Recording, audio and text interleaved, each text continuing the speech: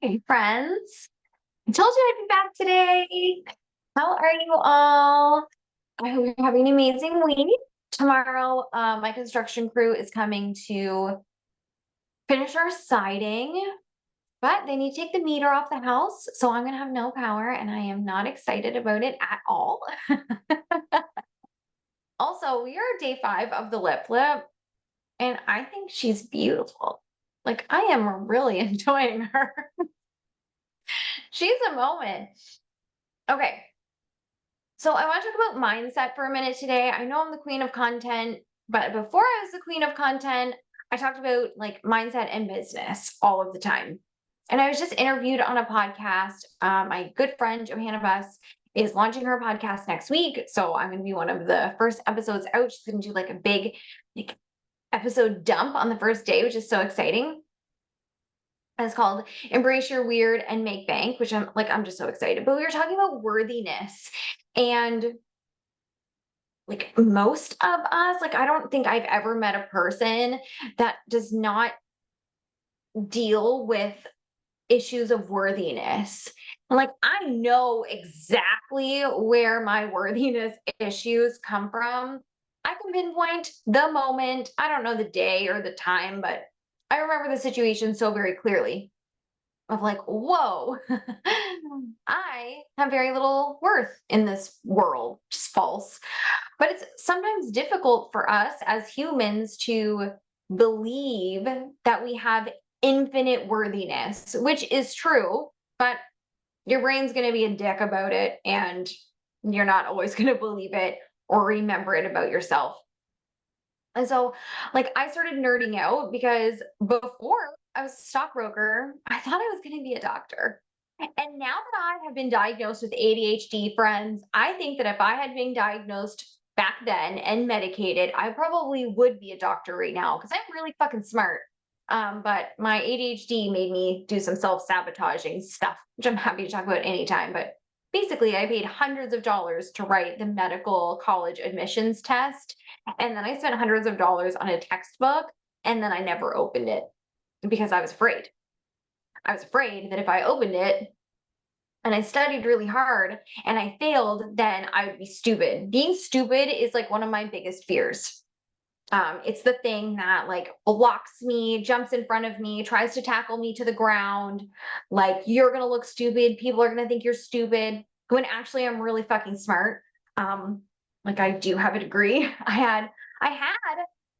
Um, like I was in a master's program for health studies, and then the opportunity to become an investment advisor and get into stocks was presented to me. And so I left and I self-studied and got my stock licenses and investing licenses and all of the things that have to do with that.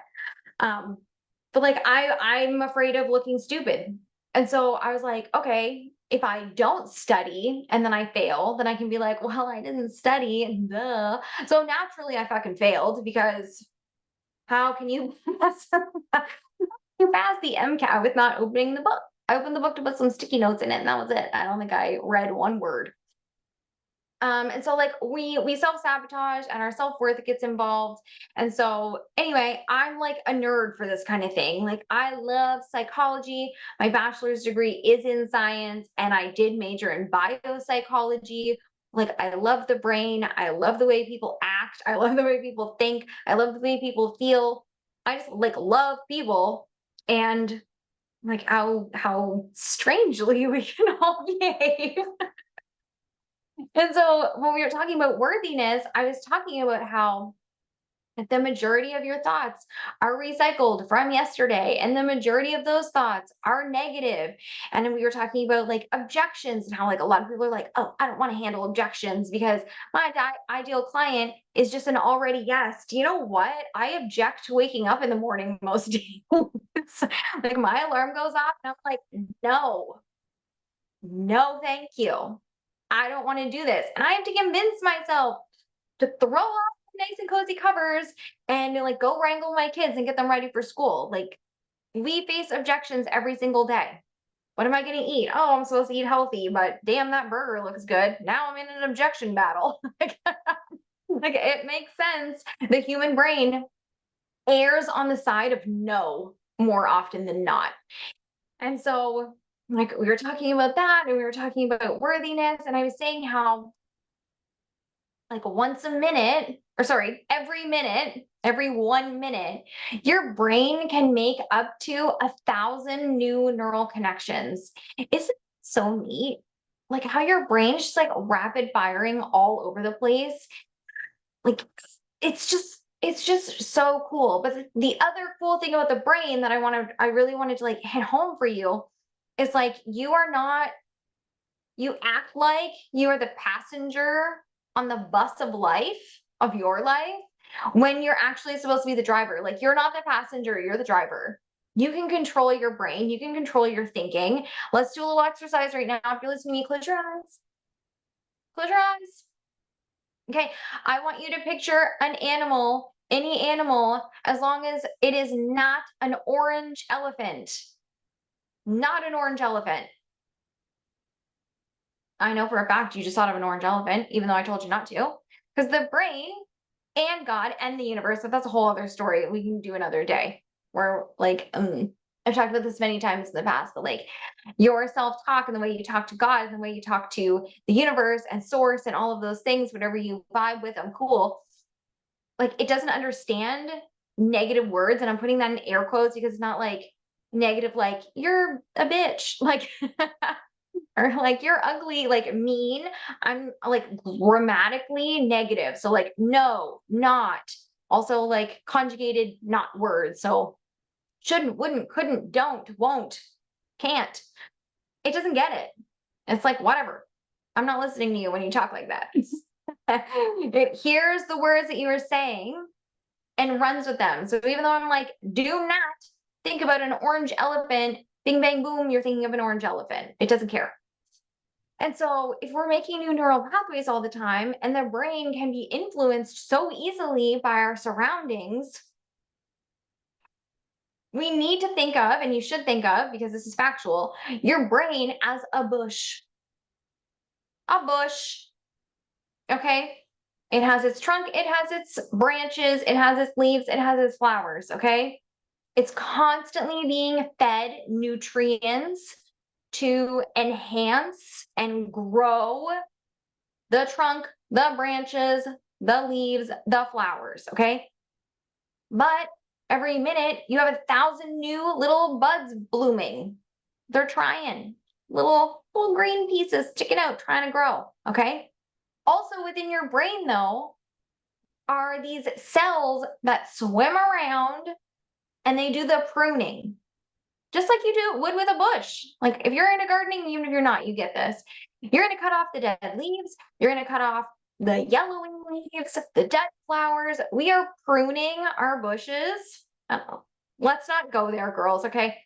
You know what I'm saying? We're pruning all the time. I can't use a tree because trees are just too tall. And then the trunk analogy, it doesn't look right.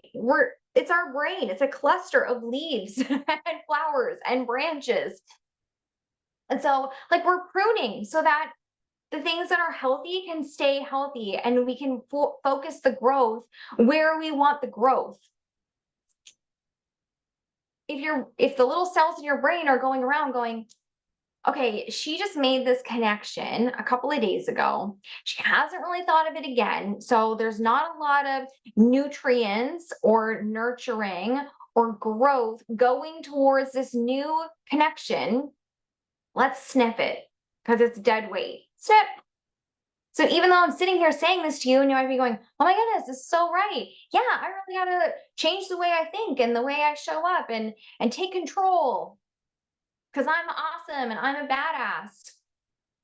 If you don't think that all the time to keep reinforcing that pathway and keep pumping nutrients into that new little growth in your brain, that new little bud, it's going to come and it's going to get snipped. Like, we love the path of least resistance. Brains are lazy as shit. So you have to make it an active process every single day to go, these are the thoughts I want to think about myself. These are the thoughts I want to think about my business. These are the thoughts I want to think about money. my relationships, my body, my health, my appearance, whatever, my audience, my offers, whatever. You have to make it a practice to reinforce that. Otherwise, it's going to come along and it's going to get snipped. And we don't want that. The other thing that we were talking about was how the brain is just like an answer finder. And when you feel shitty, you're asking shitty ass questions like, why do I suck at this? Why is she so much better at this than me? Why is this so hard for me? Why can't this be easier? What's wrong with me? Ouch. All of those sound terrible. You're thinking them though on a regular basis, really reinforcing those branches. And because the brain is just an answer finding machine, it doesn't give a shit that you feel bad. It's going, well, here's some evidence for you. She's prettier. She's smarter. You're not as smart. You're not doing this. You're saying the wrong things. Your audience hates you. Your offer is junk. You were never meant for this in the first place. And then you go, oh, look at all this evidence against me. Oh my God, it must be true. It's not. It's not true. Your brain is like a computer. It has no emotion. Emotion comes from the chest, the heart. It doesn't come from the brain. Your thoughts create your emotions. Your emotions don't create your thoughts. Your thoughts about whatever's going on creates your emotions. And then from your emotions, that's how you show up. So if you're feeling shitty and you're like low vibe, you're sad or mad. I know I say those weird. I do it on purpose. It's like one of my quirks. But if you're sad or mad, you're not going to show up in your best energy. The fun thing is you can ask your brain anything, just like a computer, and it's going to give you answers. So ask it nice shit about yourself. Why is this so easy for me? Why is money always coming to me? Why do my clients love me so much? Why does content come so smoothly to me? Why is my audience growing all the time? Why is my bank account growing all the time? Why am I the most amazing person on the planet? Because you are that bitch. You're amazing. You're smart. You're hot. Everybody loves you because you're so cool and funny. You know everything about what you talk about, and people love it and they need it and they can't wait to pay you. People love paying you. People love working with you. People love consuming your content and engaging with you. People love you because you're nice and you're smart and you're pretty and you're fun. Okay, thanks, brain. Guess what? Now I feel good about myself. I'm like, yeah, I am confident as shit right now. How are you going to show up then? Empowered, confident. You're going to say cool stuff and people are going to love it. Your brain has no emotion. It's just going to feed you evidence to whatever questions you ask. So reinforce the rewiring that is happening that is positive about you. Ask it questions that you want evidence for, not that you don't want evidence for, because there's evidence for both. There's always going to be evidence for both. Okay? This is how you start creating self-worth from within instead of external circumstances. This is where you can be the driver of the bus. Yeah, I'm driving the bus. Be the driver of the bus of life. Take control of your thinking. And this is a daily practice. This is where journaling comes in and self-talk comes in and mirror work comes in and all of these fun things to make you feel and think in a way that supports you and your growth and is loving towards you. Okay? The brain is a weird and wonderful thing. It's so fucking weird, but it's so wonderful if you know how to use it. That came out wrong. Use it, but how to like use it in your for your good instead of letting it run wild and be like a cave woman that just wants to like club people and like just eat all day. Which that does sound good a lot of the time. Anyway, friends, God. Stay tuned. I just set up an event for the free masterclass. It's going to be like ChatGPT 2.0. I don't have a cool name for it. I just want to show you how to use it to amplify your confidence and act as a social media manager for you. I'm going to grab someone who signs up and do it for them because that's fun. I've already done it for me a bunch of times. That's not as fun. Of course, we want to do it for you. So I'm going to have the link, Zoom link. You got to register to come, obviously. That way I can send you the replay. I'm just going to pick someone at random, like the day before. It's going to be next Tuesday at 10 a.m. Eastern. Of course, there's going to be a replay. It's going to be in Zoom. You do have to register, but it is free. I have no idea how long it'll be. I throw my hands up because I like to be able to answer questions. I'm not like the most expert at ChatGPT.